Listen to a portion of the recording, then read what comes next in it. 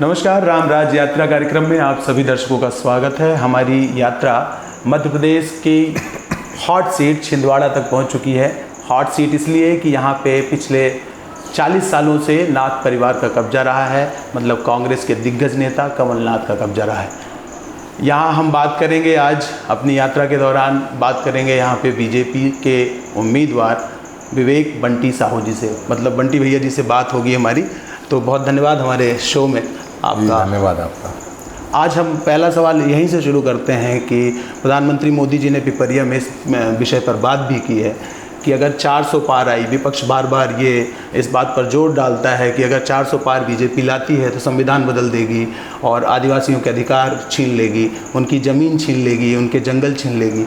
आप क्या कहेंगे इस विषय में? आज प्रधानमंत्री जी ने ही वही बात कही कि ये बाबा साहब अम्बेडकर का बना हुआ संविधान है और उन्होंने जिसको जो अधिकार दिए हैं वो कभी अधिकार ख़त्म नहीं हो सकते। और प्रधानमंत्री जी ने ये बात भी कही कि बाबा साहब अम्बेडकर ने जो संविधान बनाया है उसी के कारण वो आज प्रधानमंत्री बन पाए। ये कांग्रेस के पास कुछ बचा नहीं है, मोदी जी के सामने पूरी तरीके से साफ है, ख़त्म है। तो ये आदिवासी भाइयों को बहनों को झुठलाना चाहते हैं और आदिवासी भाई बहन भी सब समझ चुके हैं कि इनके बेकाबे इनके बेकाबे में आने वाले नहीं है, वो भारतीय जनता पार्टी के साथ में है। आप अब चूँकि ये देश की बात हो गई, लेकिन हम स्थानीय मुद्दों पे आते हैं कि इसमें एक चीज़ और कहना चाहता हूँ, इनको कांग्रेस को इतनी समझ नहीं है। इतने साल इन्हें राज किए, देश में लगभग 62-63 साल राज किए, लेकिन कभी आदिवासी की बेटी को इन्होंने राष्ट्रपति नहीं बनाया। राष्ट्रपति मोदी जी ने बनाया। मैं अपने छिंदवाड़े की बात करूं तो छिंदवाड़े की बेटी अनसुईया उइके जी को राज्यपाल भारतीय जनता पार्टी ने बनाई है। और ये मोदी जी संविधान को पूजने वाले हैं। संविधान और लोकतंत्र की हत्या करने वाले तो कांग्रेस के लोग थे, लेकिन मोदी जी संविधान को पूजने वाले हैं। और हम लोग संविधान में ऐड करेंगे, उसमें कुछ कम नहीं होगा, उसमें जोड़ेंगे कि आदिवासियों के घर गरीबी ना रहे, आदिवासियों के घर दरिद्री ना आए, आदिवासी देश की मुख्य धारा से जुड़ें, उनको सक्षम कैसे बनाएंगे, आर्थिक रूप से मजबूत कैसे करेंगे, ये मोदी जी का सोचना है। और कांग्रेस सिर्फ झूठ और झूठ बोलने के अलावा उनके पास कुछ नहीं है। जैसे 3 दिनों से हमारी यात्रा आपके छिंदवाड़ा में ही है। हम पांडुरना गए, वहाँ से सौंसर गए और यहाँ आसपास में अमरवाड़ा गए। तो हम आसपास में ये चीज़ें देखते हैं कि गांवों में पानी की बहुत बड़ी समस्या है, जबकि यहाँ पे कांग्रेस और बीजेपी दोनों का प्रतिनिधित्व रहा। अगर विधानसभा की बात करें, फिर भी पानी की समस्या इतनी बड़ी है, क्या कुछ काम नहीं हो पाई? पिछले बड़ी समस्या है पानी की, और 45 सालों से एक ही परिवार का राज रहा है। उस परिवार ने कभी छिंदवाड़े के आदिवासियों को, गरीबों के गाँव की तरफ चिंतन नहीं किया। हाँ, उनने चुनाव आए तब पैसा बांट दो, भ्रम फैला दो और चुनाव जीत के चले जाओ। माचागोरा डैम भारतीय जनता पार्टी ने बनाई। आज अब जिले में जहाँ भी जाएंगे, पर उसमें तो पानी ही नहीं रहता। आज हम वहीं अरे आप कैसी बात कर रहे हैं?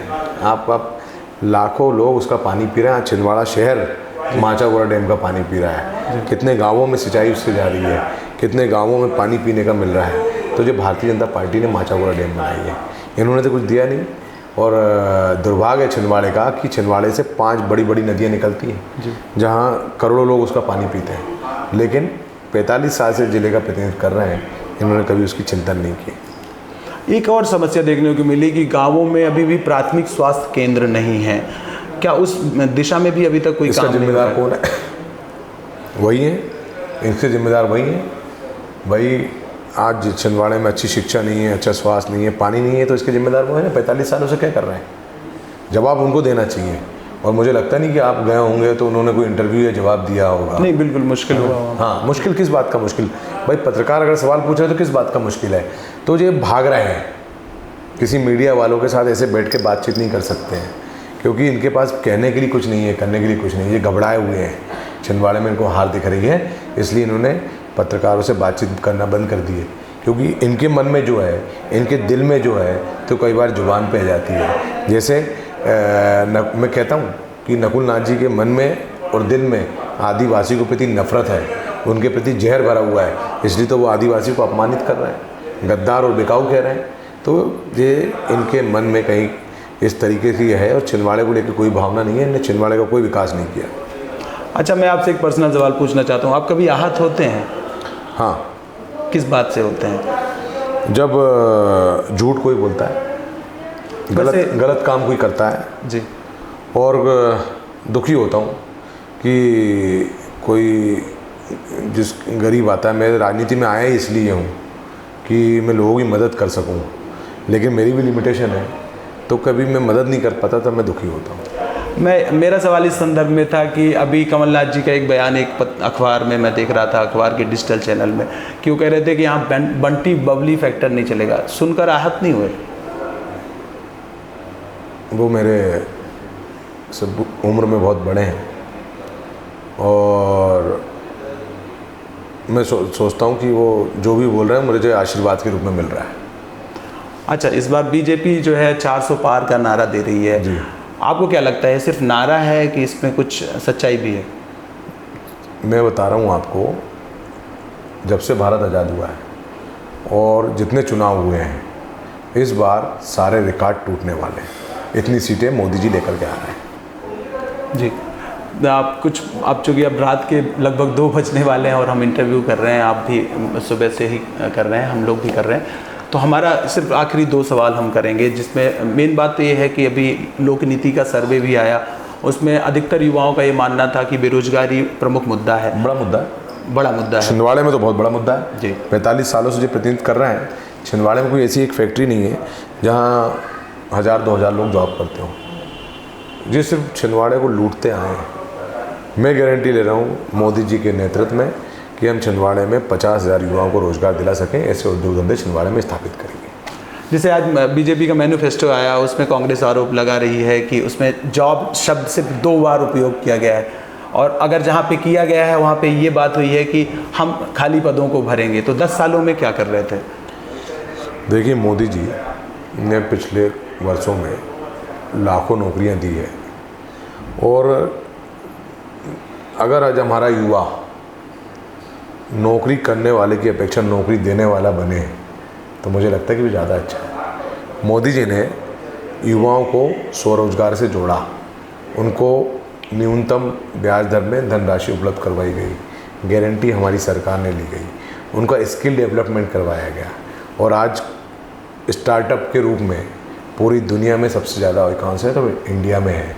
ये भाजपा की सरकार, मोदी जी की सरकार की नीति के कारण कि युवा 2, 4, 10, 25, 50,000 युवाओं को रोज़गार दे सके, वैसे युवा होने चाहिए। एक आखिरी सवाल आपसे है कि मोदी जी की गारंटी है, क्या बंटी भैया की छिंदवाड़ा के लिए कोई गारंटी है? हाँ, छिंदवाड़े के लिए मेरी गारंटी है कि पहले मैंने बताया था कि मैं 50,000 युवाओं को रोज़गार दिलवा सकूँ, ऐसे उद्योग धंधे स्थापित करेंगे। छिंदवाड़े के लिए मेरी दूसरी गारंटी है कि हम नई खदानें खोलेंगे। मेरी तीसरी गारंटी है कि प्रकृति ने छिंदवाड़े को बहुत कुछ दिया है। पहला, छिंदवाड़े में कोयला अचूर मात्रा में है, तो उसका मैंने बताया आपको कि हम नई खदानें खोलेंगे। दूसरा, हमारे यहाँ से पेंच नेशनल पार्क लगा हुआ है, वहाँ पर उसको डेवलप करके, आज छिंदवाड़े में डेवलपमेंट नहीं है, सिवनी में डेवलपमेंट है, हम छिंदवाड़े में डेवलपमेंट करेंगे कि लोग यहाँ से आएँ और यहाँ से जाएँ, तो उसमें भी बड़ी संख्या में युवाओं को रोज़गार मिलेगा। हमारे छिंदवाड़े में प्रकृति ने बहुत कुछ दिया हुआ है, तामिया है, पतालकोट है, इसके अलावा और भी बहुत सारी चीज़ें हैं, लेकिन पतालकोट और तामिया आज आप देखिए कि दुनिया में मैं सोचता हूँ कि गिनी चुनी चीज़ों में पतालकोट और तामिया है, लेकिन वो बढ़ नहीं पाया। हम उसको बढ़ाने का काम करेंगे।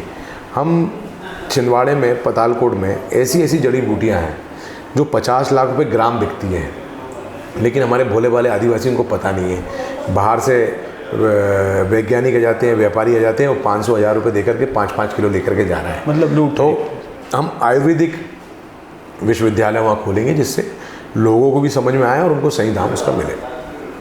फिर छिंदवाड़े को हम इंदौर और नागपुर की बराबरी में कैसे ला सकते हैं, उसको लेकर के हम लोग प्लान बनाएंगे, उसको काम करेंगे, और निश्चित तौर पर आगे छिंदवाड़े का सुनहरा भविष्य है। बहुत धन्यवाद हमसे जुड़ने के लिए।